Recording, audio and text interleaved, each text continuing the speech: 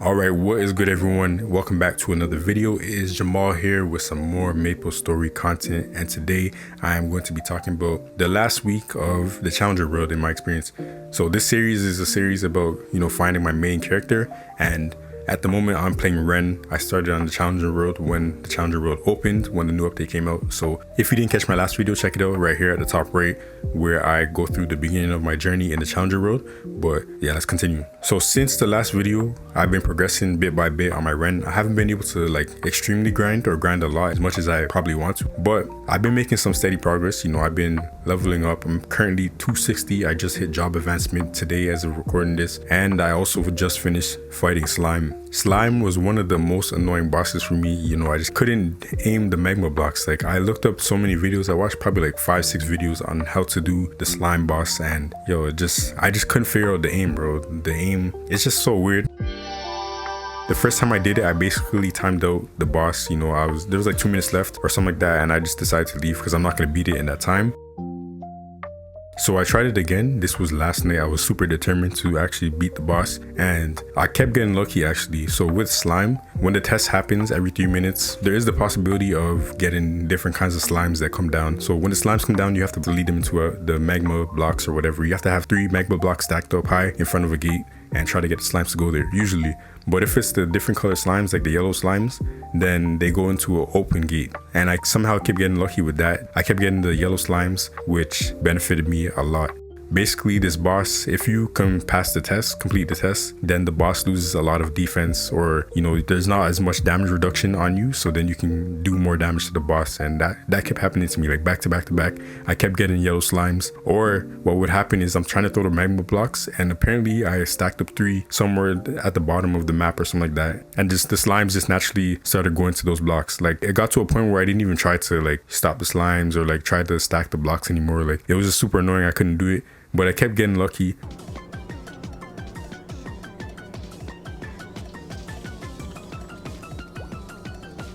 And I kept getting, good rolls, I guess, with the slime tests. So eventually I was able to beat it a lot faster than the other time. Could have been a lot faster if I was able to stack up the blocks. I feel like that was wasting time as well because I was focusing on that. But yeah, I beat the Guardian Age of Slime, and I was able to progress my item burning gear. So that was really nice. I'm happy with that achievement. And yeah, I had my sights set on Lucid, but that's another story. One other thing I've been doing on the Challenger Road that has been really fun to me is just merching. People always say, play heroic, interactive, you gotta spend a lot of money, heroic is just so much better for that reason. But to be honest, bro, interactive is not as bad as people make it seem. Right now in the Challenger Road, it's actually kind of easy to make money because the economy it's very fresh, very new, still kind of being built up. There's not a established, high-end people who have unlimited supplies of certain items and stuff like that.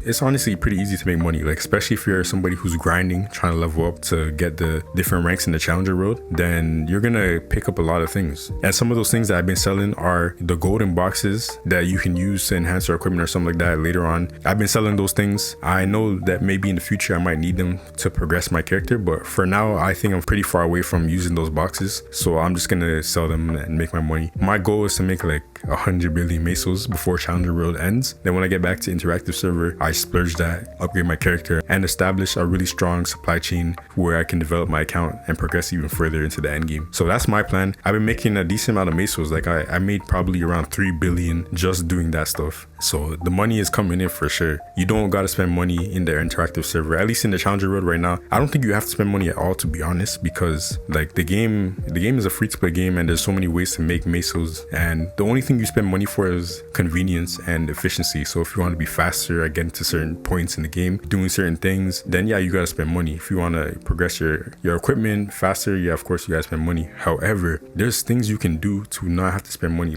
What I'm doing right now, I'm making a lot of mesos, and you might think oh, okay, whatever, a couple billion is nothing. But because of the Challenger gear, because of the item burning gear, I can progress and get drops and upgrade my equipment myself, and even sell those equipment to get even more mesos. And then eventually, when I need to cube and stuff like that, the game has a built-in mesos to maple points function. So you can sell your mesos for maple points built into the game very easily. I even did that one time to, catch a level before certain things expired. So you really don't gotta spend money because because you can get the in-game special currency, aka Maple points, through mesos, the currency that you earn just by playing the game or selling items. So that's what I've been doing, man.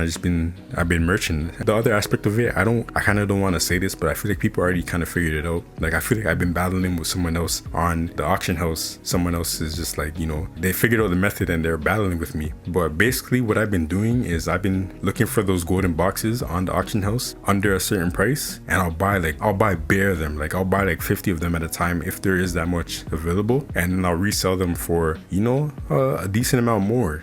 Sometimes up to like 5 mil more, and like you do the math, like selling tens of these boxes for 5 mil more. I think sometimes the lowest I've seen the prices were like 19 mil. So if I buy like, let's say like 30 of them for 19 mil, and then I resell 30 of those for like 30 mil, that's a lot of money. So I've been doing stuff like that, finding cheap items that are just super underpriced because people don't know what to do. It's a new world, new economy. People just want quick mesos, whatever. Find those items, merch it out, you know, buy the items and then sell them high. It's very simple. People notice. People have been doing this since the beginning of Maplestory in the free market, you know, put in @ and saying I got this for sale, whatever, etc. So I've been doing that. And also familiars are also just easy income as well. So whenever you're training, we all got the free vac pet, or at least hopefully we all got it. Like, while you're training, you might as well just sell the stuff. If you don't need the familiars, which you probably don't if you're fresh on the game or this is your first time progressing, you don't need all those familiars. So just sell them, bro. Just sell them. I think you can get them back very easily, especially if you're like me. The first thing I made sure to upgrade because of all the YouTube videos I watched, you know, shout out to Dookie, shout out to Coppersan, shout out to the Aaron, shout out to Kobe, Iceland Guns, shout out to all the man them who be making Maplestory content. Most of them say to get your drop gear as soon as possible. So all my rings, my event rings, they're all legendary. They all have drop, and then I also have dropped my inner ability. I keep rolling for better things on the other presets or whatever, but yeah, I have a decent amount of drop percentage, so I'm getting a good amount of drops, getting the money, I'm getting the mesos, I'm getting the familiar cards, and I'm selling those familiar cards. It's just easy money, even if you're selling one familiar card, depending on the one, because there's different values for different ones for whatever reason, depending on whatever it is. I think the lowest I've seen is like 1 mil for one of these familiar cards. So even if you're selling them for 1 mil, you know, in a training session, you can probably pick up around like 100 familiar cards. So that's easily 100 mil that you didn't have to work for, you know, super easy. Then you have the Boston crystals, you have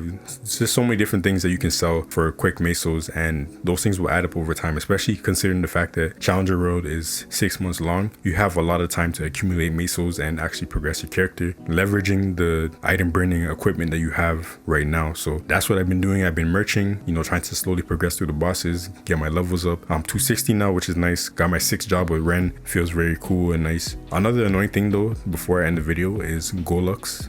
For some reason, I don't know, maybe it's just me, but I feel like Golux is kind of bugged right now. Like, even though I'm in the middle of the face of Golux, I keep getting hit by his skills. You know, when he's facing a certain direction, then you slightly move over to dodge that. I feel like the hitbox is kind of broken right now. I keep dying, wasting my daily Golux, which is unfortunate. So let me know in the comments if you're having this issue as well. But it's been pretty annoying because I feel like Golux is not hard at all, but I've been dying in Hellux. So yeah, but I mean, that's basically it. Still, again, let me know some tips. How can I progress? What should I focus on first? You know, in terms of equipment, I still don't know what to put my focus into. I have my event rings and they're all legendary, like I said, meso, drop gear, whatever. Let me know what I should focus on next, especially because I want to transition off of the item burning gear. You know, that's not gonna carry me all the way to the end of the end game, and even like the mid game, as a lot of people say, like item burning can only get you so far. So definitely want to look into upgrading. Let me know other things I should do as well. Like, I know familiars is something that I should dive into for the easy badges. So, you know, give me recommendations on where to start with that. But yeah, if you enjoyed the video, subscribe. Make sure you like if you enjoyed it as well. And let me know your thoughts in the comments below. And until next video, we are out. Peace.